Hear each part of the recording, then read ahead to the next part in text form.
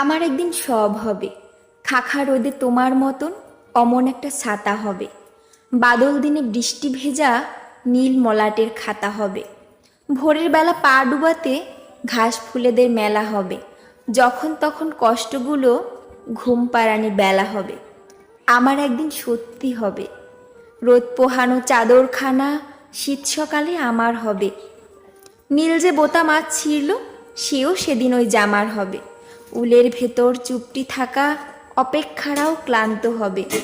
ক্লান্ত হাতে একখানা হাত স্পষ্ট ছুঁয়ে কথা হবে।